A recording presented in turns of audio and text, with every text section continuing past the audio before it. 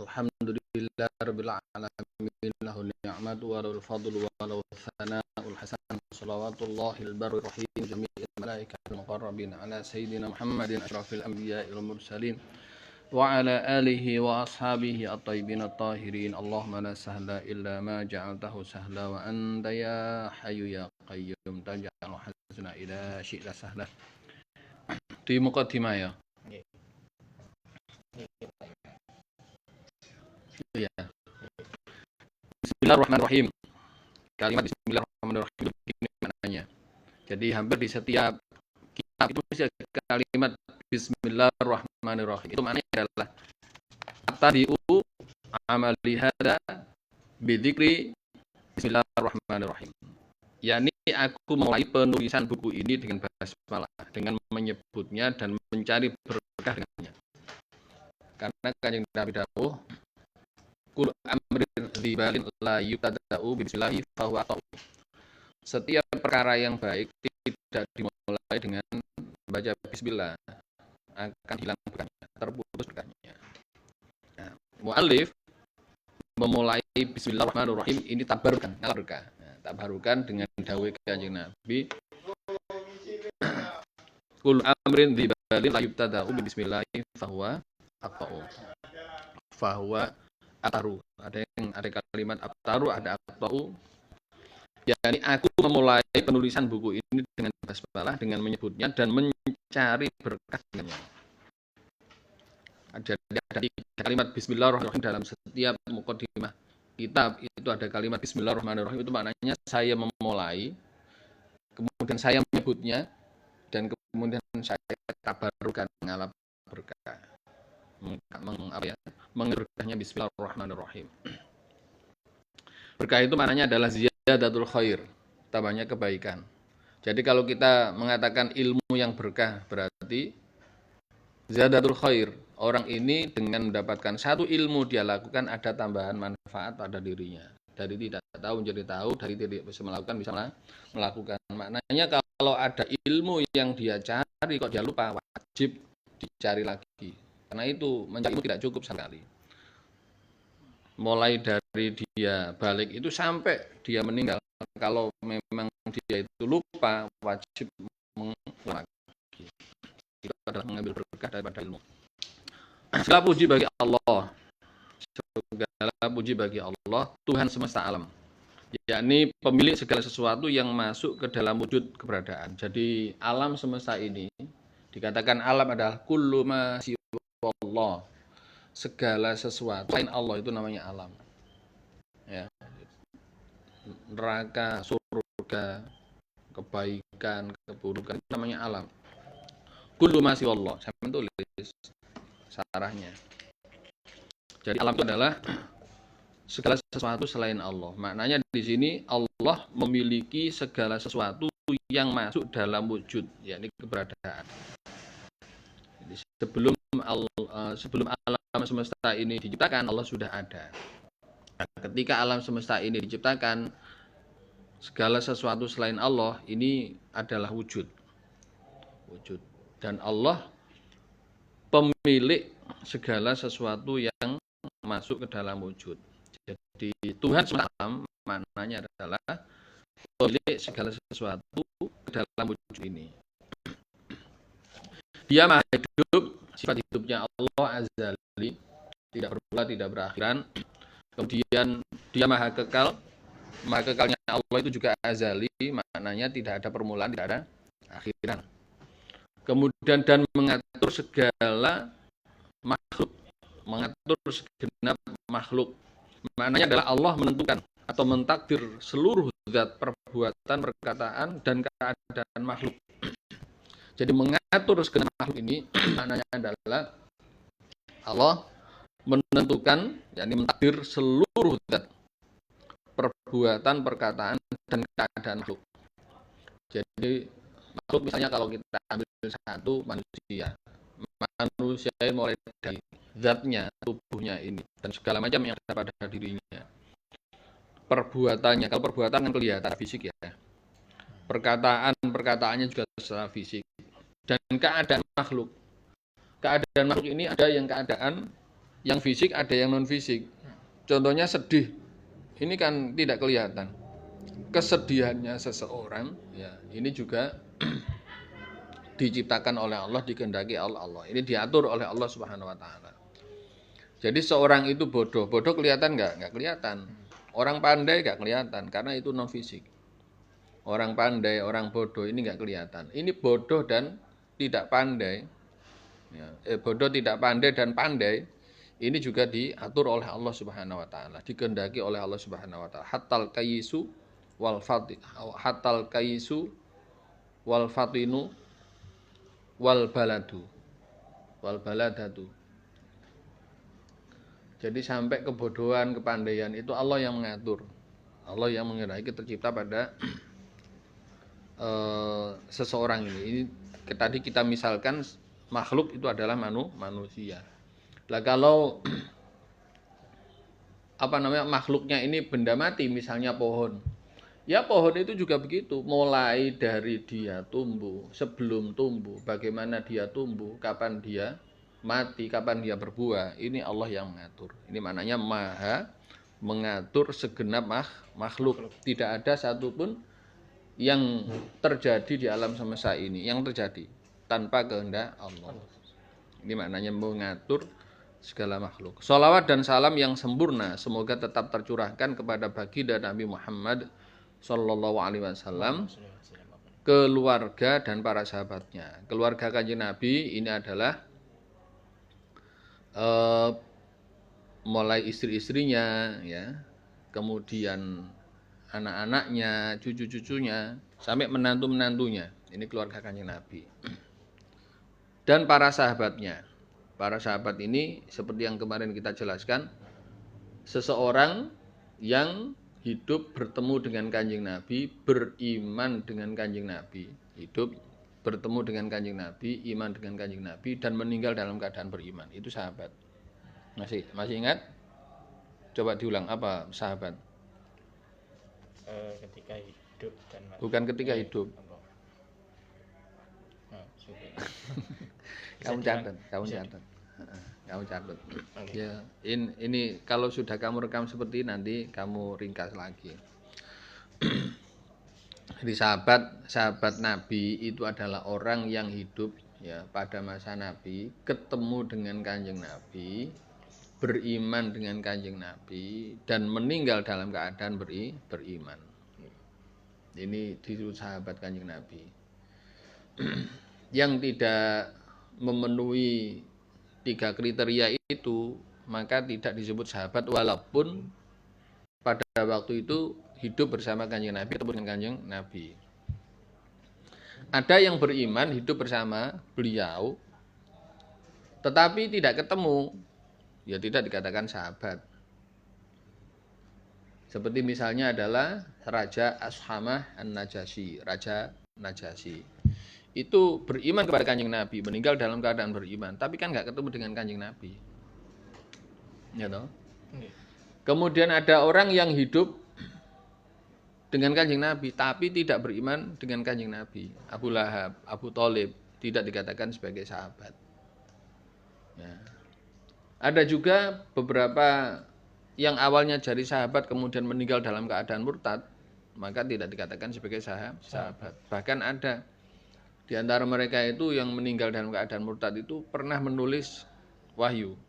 Nah, gitu. Jadi orang yang pernah beriman dengan Kanjeng Nabi kalau meninggal tidak dalam keadaan beriman, maka tidak dikatakan sebagai sahabat. Ini. Jadi sahabat Nabi. Yang baik dan suci, yang baik-baik, thayyibin at-thahirin, yang suci ya, karena mereka ini tidak pernah melakukan sesuatu yang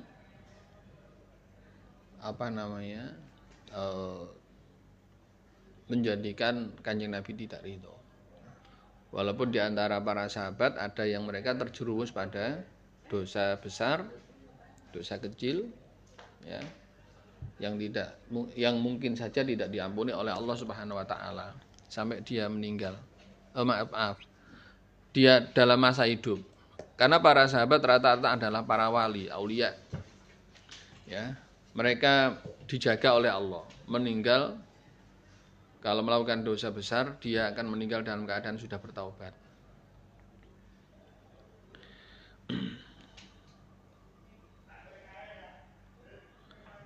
Kita lanjutkan. Sholawat itu maknanya adalah mudah-mudahan Allah menambahkan takzim, ya, rahmat dan takzim kepada baginda Nabi. Sholawat itu maknanya adalah menambah rahmat kasih sayangnya dan takzim kepada kanjeng Nabi. Sholawat kalau dibacakan malaikat kepada kanjeng Nabi ini maknanya istighfar. Istighfarul malaika. Istighfarul malaika. Istighfarnya para malaikat kepada Allah, kepada kanjeng Nabi. Kalau kita membaca sholawat itu maknanya adalah kita memohon kepada Allah agar Allah menambahi rahmat dan takzim. Menambahi rahmat dan takzim. Kemudian salam. Salam di sini maknanya adalah mudah-mudahan Allah, ya, memberikan rasa tenang kepada kanjeng Nabi atas apapun yang kanjeng Nabi khawatirkan terjadi pada umatnya. Setelah kanjeng Nabi sedo, kanjeng Nabi kan sedo khawatir umatnya iku ndang kafir kabeh, sehingga tidak tersisa. Nah, kita membacakan sholawat salam ini mudah-mudahan kanjeng Nabi ditambahi rasa sentausa, rasa tenang apapun yang beliau khawatirkan terjadi pada umatnya. Ini salam maknanya. Paham? Pernah dengar ini? Belum, baru kali ini yang pertama. Ya, bolak-balik prosoku tak ajari sing waktu nang kene-kene kok. Cuma mungkin sampean ngantuk waktu itu. Makanya ngaji jok ngantuk. Jok ngantuk. Jangan ngantuk.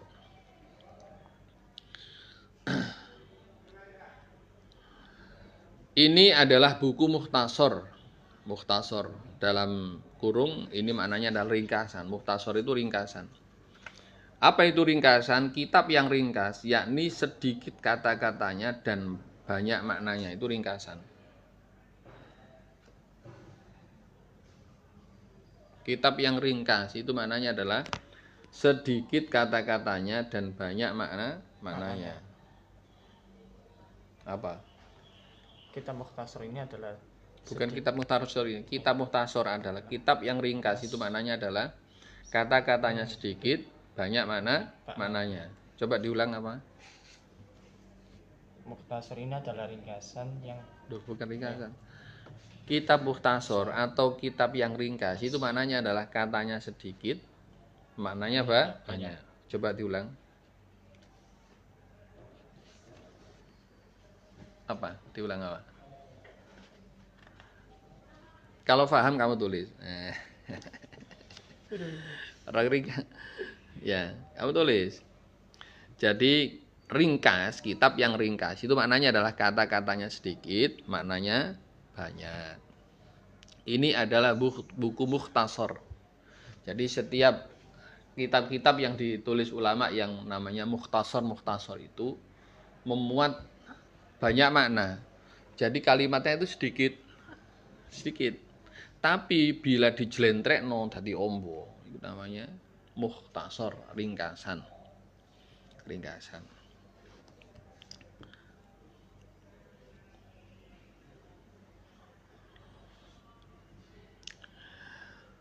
Yang memuat sebagian besar pokok-pokok ilmu agama. Yani apa dikatakan pokok-pokok ilmu agama? Jadi ringkasan itu namanya yang ringkas-ringkas. Segala sesuatu yang berkaitan dengan ilmu yang pokok. Dikatakan ilmu yang pokok apa? Yang pasti dibutuhkan.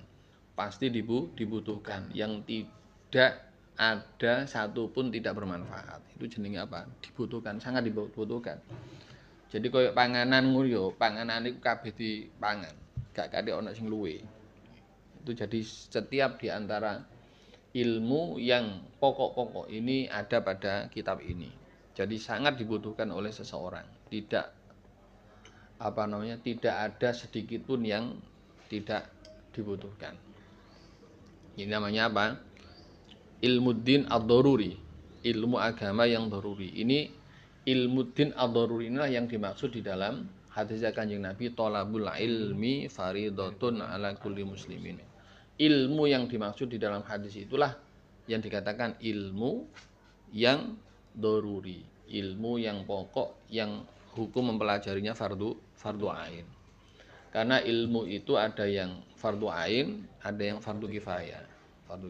Fardu ain maknanya adalah tidak boleh setiap orang ini tidak mengetahui, harus mengetahui. Kalau fardu kifayah, yakni bila ada di antara seorang mukmin ini sudah melaksanakannya, maka gugur kewajiban itu bagi yang lain. Bisa? Kamu garisi. Nanti kamu kasih tanda. Oh, ini dijelaskan oleh Pak Imam.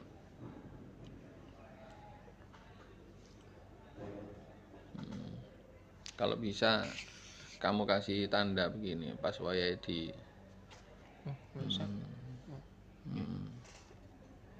ditandai. Nanti yang kedua ditandai begitu. Jadi nanti kamu tahu, oh ini penjelasannya ini. Ya, jadi ilmu agama yang pokok itu yang dimaksud dalam hadis Kanjeng Nabi, thalabul ilmi faridatun ala kulli muslimin. Jadi yang fardu itu tidak seluruh ilmu, tapi bagian-bagian dari ilmu agama yang wajib diketahui selama dia hidup. Misalnya adalah bagian-bagian dari akidah yang pokok. Sebab apa? Banyak seorang mukmin, seorang muslim itu teledor. Ngerti teledor? Teledor itu maksudnya begini, dia itu belum benar-benar mengenal Allah Subhanahu wa taala. Tapi ngaku Islam, ngaku ibadah. Sementara dia belum bisa mengetahui Allah yang dia sembah itu siapa dengan sifat-sifatnya. Karena dia tidak mempelajari itu, maka dia menganggap dirinya seorang muslim, tapi menurut Allah Subhanahu wa taala dia belum dikatakan sebagai seorang muslim yang sempurna. Itu namanya apa? Mengetahui beberapa pokok tentang akidah sehingga dia ini bisa mengatakan imannya sah. Imannya sah. Sebab orang yang hanya mengaku saja, banyak orang mengaku. Dikatakan sah adalah benar-benar dia mengenal Allah. Ghayatul ma'rifati billahi al-iqanu biwujudihi ta'ala bila kaifin wala makan. Ya, hitungannya begini, kalau orang ini tidak belajar ilmu agama yang pokok ini, berdosa.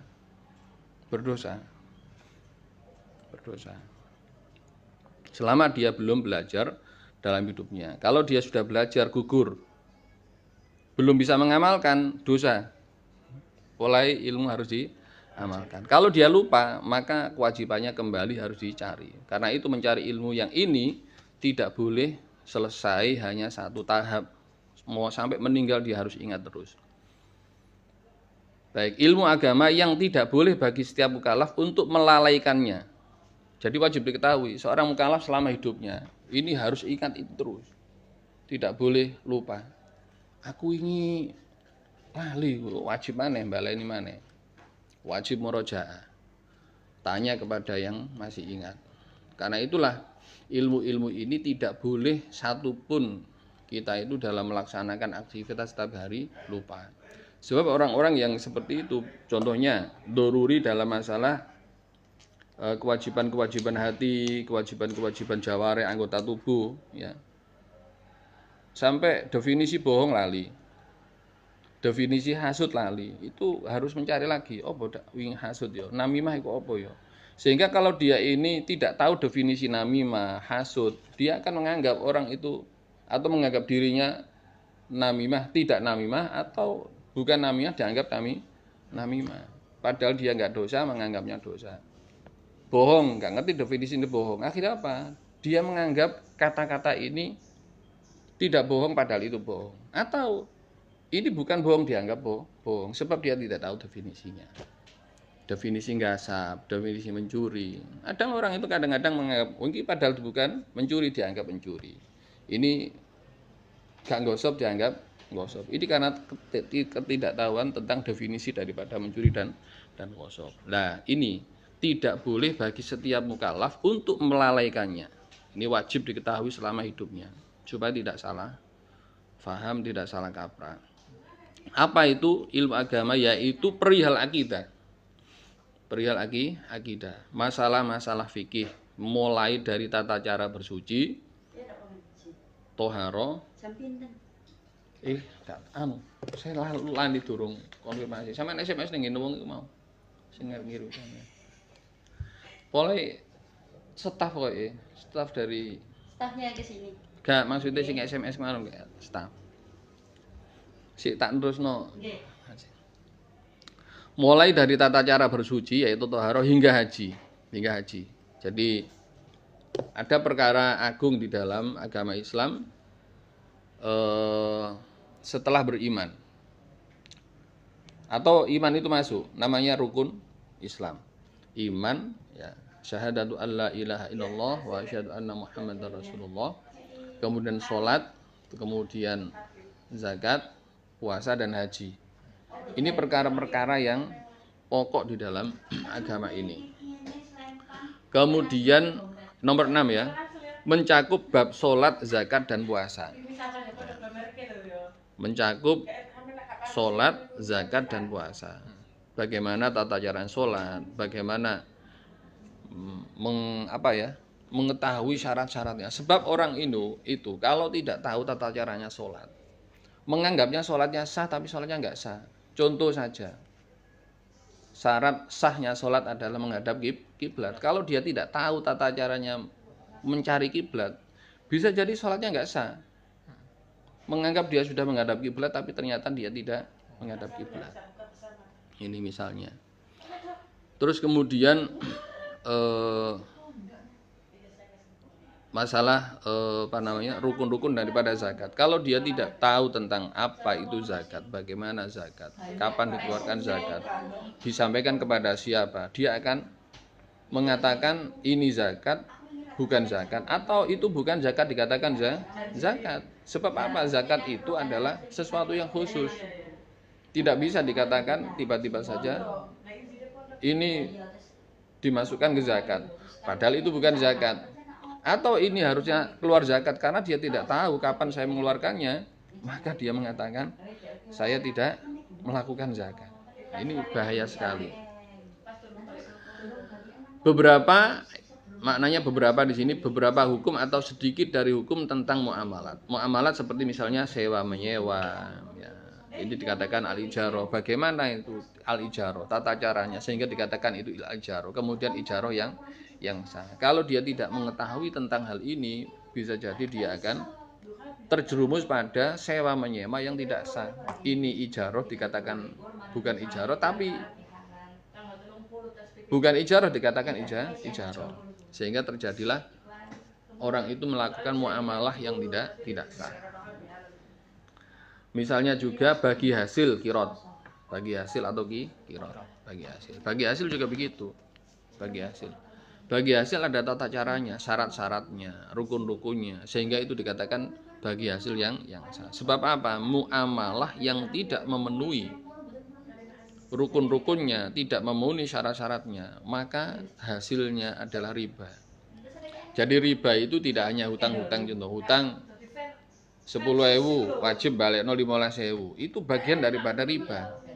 Tapi riba itu tersebar di berbagai macam. Melakukan jual beli tidak sah, maka hasilnya riba. Melakukan sewa menyewa tidak sah, maka dikatakan riba. Pinjam meminjam, ya, itu juga begitu. Jadi riba itu bentuk muamalah yang tidak sah, hasilnya dikatakan sebagai riba. Ada mukobil yang tidak diketahui ukurannya. Tentang kirot, gadai, rohen, dan semacamnya. Penjelasan hukum riba dan penjelasan beberapa bentuk jual beli yang diharamkan. Nanti dijelaskan di kitab ini. Semuanya dalam kitab ini menurut madhab Imam Syafi'i. Imam Syafi'i itu siapa? Imam Mujtahid Muhammad bin Idris bin Al-Abbas bin Utsman bin Syafi' bin As-Sa'ib bin Ubaid bin Yazid bin Hashim bin bin Al-Muttalib bin Abdi Manah bin Qusay bin Kilab bin Murrah bin Ka'ab bin Lu'ay bin Ghalib. Jadi Imam Mujtahid Muhammad bin Idris Asy-Syafi'i ini ketemu dengan Kanjeng Nabi di Abdi Manaf. Ketemu di Abdi Manaf. Jadi Imam Syafi'i ini tidak keturunan Kanjeng Nabi tetapi dari suku Quraisy. Itu yang disebutkan Kanjeng Nabi, la tasubbu Quraisyan fa inna alimaha yamla'u dunya ilman. Jangan kalian mencaci maki orang Quraisy sebab salah satu di antara mereka ini menguasai, meliputi dunia dengan ilmunya. Ternyata hadis Kanjeng Nabi ini munculnya di Imam Syafi'i. Jadi Imam Syafi'i itu namanya Muhammad bin Idris bin Al-Abbas bin Utsman bin Syafi'. Dari kata Syafi' mbahnya ini, kemudian diambil lakop beliau Syafi'i. Bin Sa'ib bin Ubaid bin Abdu Yazid bin Hashim bin Al-Muttalib.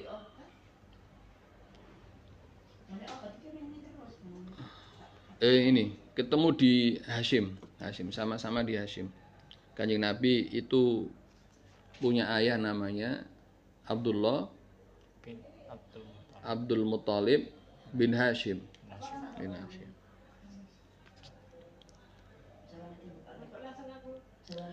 Baik, kalau kita lanjutkan di sini sampai beliau adalah Al-Qurashi Al-Muttalibi. Lahir pada tahun 150 Hijriah sampai meninggal pada tahun 204 Hijriah. Beliau ini menangi Imam Malik bin Anas, termasuk beliau adalah muridnya. Dikenal dengan Asy-Syafi'i karena dinisbatkan kepada Syafi' bin Sa'ib bin As-Sa'ib. Syafi' bin As-Sa'ib. Siapa Syafi' bin As-Sa'ib ini? Seorang sahabat dan putra seorang sahabat. Syafi' ini sahabat Kanjeng Nabi, As-Sa'ib ini juga sahabatnya Kanjeng Nabi. Jadi Syafi' bin As-Sa'ib ini antara Syafi'nya dan bapaknya ini sama-sama sahabat Kanjeng Nabi. Seorang sahabat dan putra sahabat. Ya seperti Abdullah bin Umar. Abdullah ini anaknya Sayyidina Umar. Abdullah ini sahabat, Sayyidina Umar juga sahabat. Jadi banyak di antara para sahabat itu anaknya juga sahabat, bapaknya juga sahabat. As-Syafi'i, yakni Muhammad bin Idris ini lahir di Gaza. Di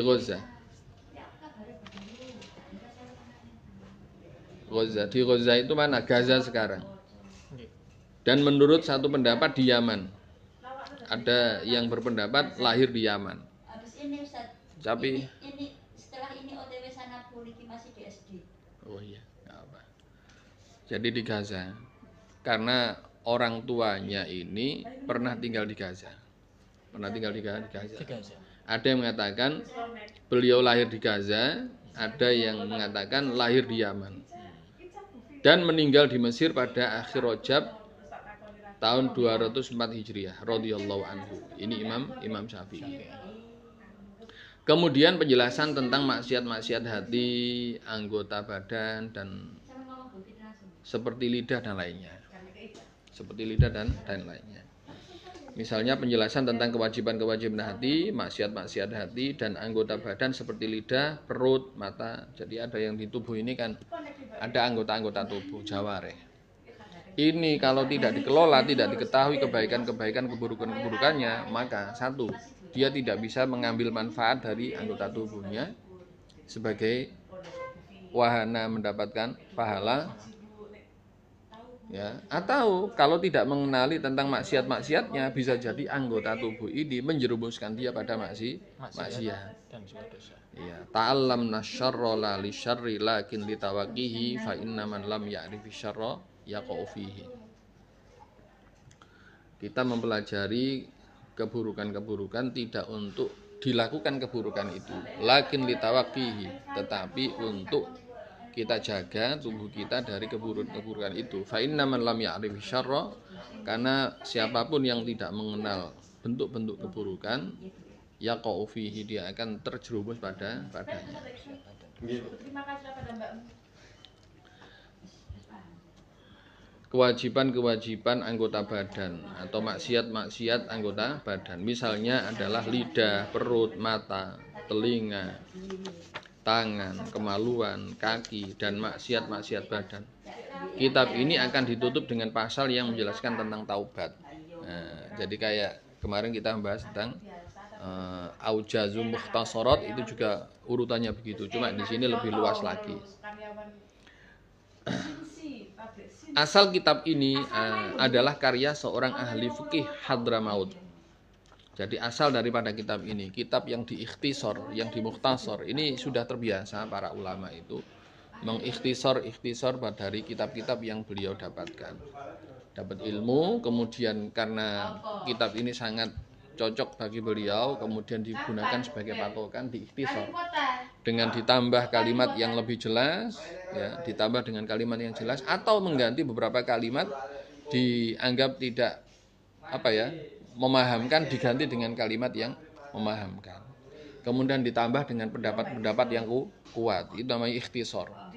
Jadi ikhtisor itu bukan menjiplak. Beda dengan menjiplak. Ya. Ikhtisor itu bukan menjiplak. Ini maknanya adalah beliau setelah mendapatkan. Kalau sudah mendapatkan kan berat berarti. Ini sudah menjadi ilmu saya yang saya dapatkan dari guru saya. Kemudian diikhtisor. Diikhtisor dengan cara mengganti kata yang menurut beliau kata ini sulit diganti dengan kata yang lebih mudah, dengan tanpa merubah makna, atau menambah pendapat yang lebih kuat, ditambah pendapat lain. Walaupun itu ada beberapa pendapat 1, 2, 3, kemudian diambil yang paling kuat diletakkan di kitab itu. Sehingga apa? Ketika disebutkan di situ, maka tidak menolak pendapat-pendapat yang ada. Atau kemudian sesuatu yang di situ dianggap tidak fardu ain, maka dihilangkan, kemudian di situ hanya dipilih yang fardu ain. Ini maknanya ikhtisor. Paham? Apa tadi? Mukhtasar, ringkasan. Kalimatnya sedikit tapi maknanya banyak. Bagus. Hebat. Ahli fikih Hadramaut yaitu Abdullah bin Husain bin Thahir. Catatan ketiga, kitab asal yang diringkas oleh pengarang adalah kitab Sulamut Taufiqi ila Mahabbatillahi ala Tahqiq, karya Al-Alim Al-Faqih Syekh Abdullah bin Husain bin Thahir bin Muhammad bin Hashim Asy-Syafi'i Al-Alawi. Al-Alawi ini sebutan dari keturunan Alawi yang pertama kali disebutkan mempunyai keturunan dari Ahmad Isa Al-Muhajir yang sekarang lagi diperdebatkan itu. Enggak masalah. Kenapa harus memperdebatkan nasab? Iya. Nasab. Tapi yang jelas beliau adalah seorang alim al-faqih, al-alim al-faqih. Dan kemudian ada al-alawi, ini adalah istilah bagi orang-orang Yaman itu mempunyai marga, keluarga ini. Ya. Sama di Jawa itu asalnya ada, tapi di Jawa itu kemudian dipakai di sana, di Tondano. Di Tondano itu ada istilah contohnya dari keluarga Ar-Rifai, kemudian keluarga apa itu. Karena dulu ada orang Jawa datang ke sana dibawa oleh Belanda, kemudian mempunyai di sana keturunan banyak. Akhirnya mbahnya ini digunakan sebagai nama di belakangnya. Dari Ar-Rifai ada siapa ya? Termasuk itu siapa namanya? Kiai Mojo. Cuma Kiai Mojo nggak punya keturunan di sana. Nggak punya keturunan. Sehingga nama Kiai Mojo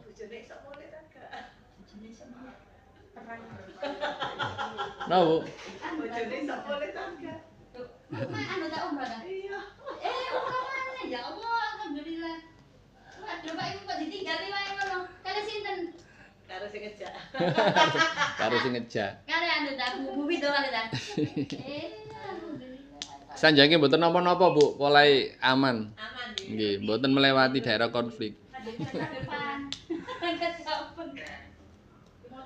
Dapat 1 minggu.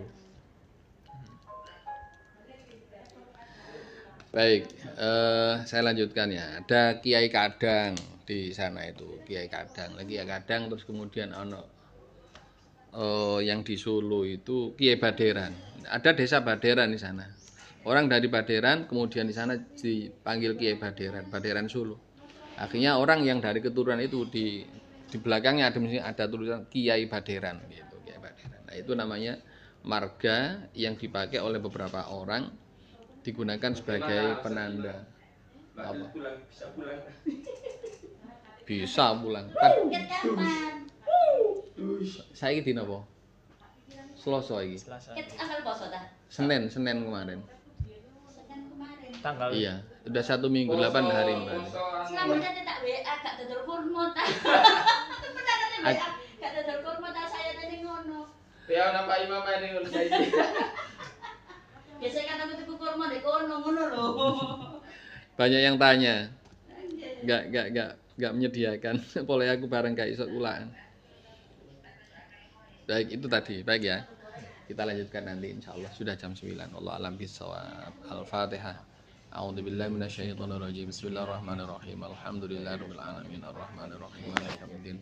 Iyyaka na'budu wa iyyaka nasta'in. Ihdinas siratal mustaqim. Siratal ladzina an'amta 'alaihim ghairil maghdubi 'alaihim waladdallin.